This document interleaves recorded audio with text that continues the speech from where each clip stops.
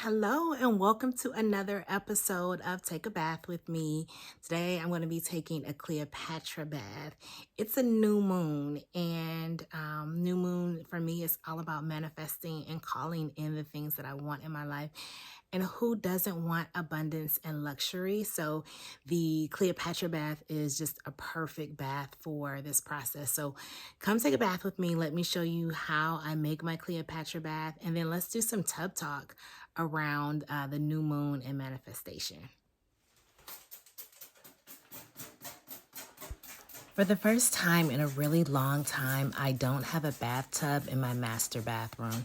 So whenever I want to take a bath, I'm using the guest tub. It's really important to me that it's clean and fresh, but I don't want to sit in harsh chemicals. So I just use a combination of Dr. Bronner's unscented Castile soap with a splash of white vinegar and sometimes a little bit of baking soda. But that's it. It makes me feel confident that I can sit in the tub and not experience any irritation on my skin or other sensitive areas. Ideally, the cleaning is done a day or two ahead of time so that you can really just focus on the experience the day of, but sometimes that doesn't happen.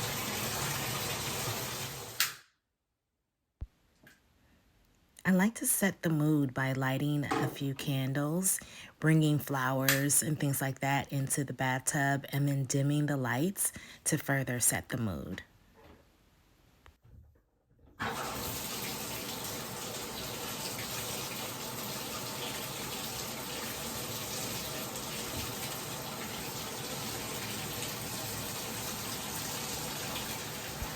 Baking soda is actually good for balancing your pH, restoring healthy bacteria, and serving as a skin exfoliator.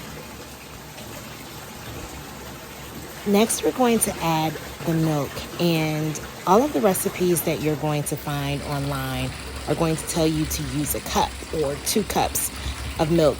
My recipe calls for an entire gallon of milk. It just feels so amazing, and I'm worth the $2 to $3. The lactic acid in milk helps leave your skin extremely smooth and soft. The higher the fat content, the better. Raw honey contains anti-inflammatory and antibacterial properties that work together to soothe and cleanse the skin. Finally, I'm adding rose petals just for looks. Now, I like organic rose petals, but use what you have access to.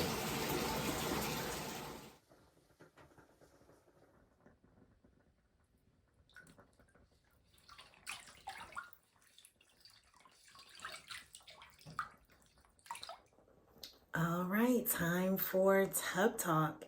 And for today, I really want to get into why I have this practice, what it does for me, and how you can incorporate some of this, all of it for yourself.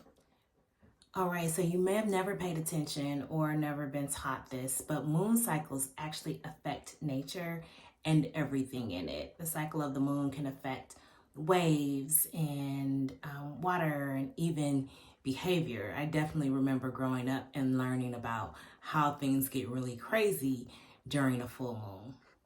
There are 8 full cycles of the moon, and I encourage you to read up on them, learn up about them. Today, I'm just going to talk to you a bit about the new moon because that's what I am participating in today, a new moon bath. It's important for us to remember that everything is energy. I mean, think for a second about how you feel on your first day on a new job or first day at a new school. There is an energy to new. Do you feel proud? Do you feel anxious? Do you feel excited? Now, I want you to think about doing the same thing day after day after day, year after year, and never being rewarded for it. Doing the same job, doing it well, and your money doesn't increase, your skill set doesn't change, doesn't expand. What's the energy that you feel then? Is it stale? Is it unappreciated? As the name suggests, the new moon is about starting new. It's about starting fresh. It's a reset. It's actually the moon phase where the moon is furthest away from the earth and completely dark. So the opposite of a full moon. And the new moon is a great time to utilize that new energy to set intentions. It's a clean slate. It's an opportunity for you to gather your thoughts, think about your actions, your activities, think about what you want, make sure that there is congruence and alignment, and then reset. We often talk about manifesting money and abundance, and I think that money is super important.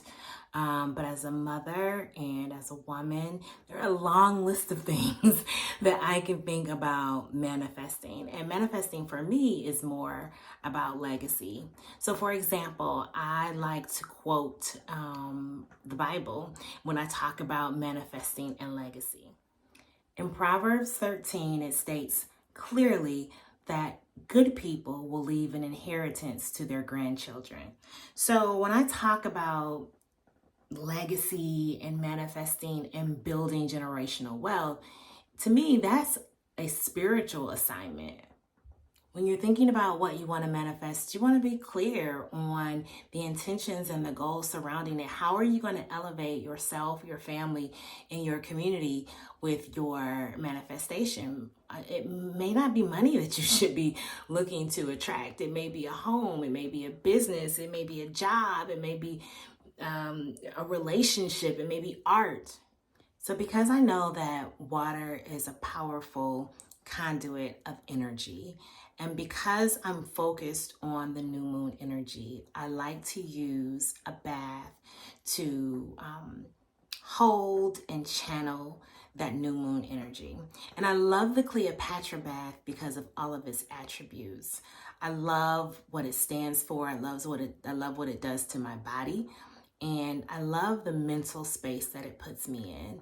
The organic rose petals to me are luxury. The milk, the baking soda makes my skin feel so super soft. And so this experience, this physical experience, informs my mental and my spiritual self. So, I always say, as within, so without.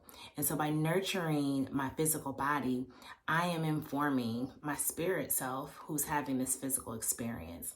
And so the Cleopatra bath for the physical properties are an amazing bath to take at this time. Additionally, I know that like attracts like, right? And so if I'm asking for luxury, if I'm asking for abundance, if I'm calling in a certain lifestyle, I want to do whatever I can to situate myself in the spirit, in the energy of that thing. And this is just a luxurious experience that I can have for very little money. Something that I heard the other day that to me was really profound was the importance of not saying that I am becoming or one day I will be. It's saying that I am this person, right? Using that affirmation statement, I am. So I am this successful business person.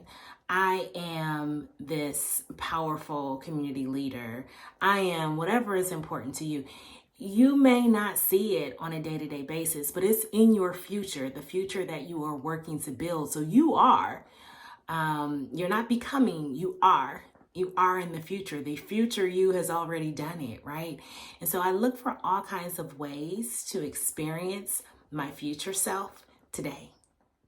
In a moment when I turn off the camera and relax into the water, I am going to just meditate for a moment, and I'm going to allow myself to feel my future self. I'm going to experience the emotion and express the gratitude for what I know is already done and already there. And this luxurious Cleopatra bath puts me in the mindset to experience that gratitude. We have to learn how to express gratitude where we are for what we have and not always be focused on getting more and moving on to the next stage in our life.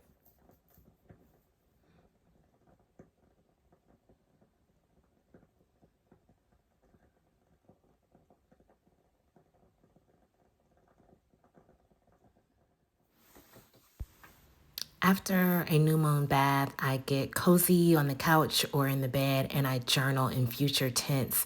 Again, situating myself in the energy and the feel of what I am calling into my existence. Manifestation is about feeling the energy now.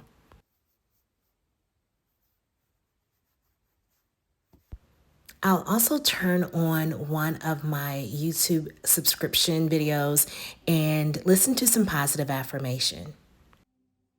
I am abundant. This is a nighttime ritual for me, so when it's complete, I will roll over and sleep soundly, dreaming about the life that I'm creating. I Good night.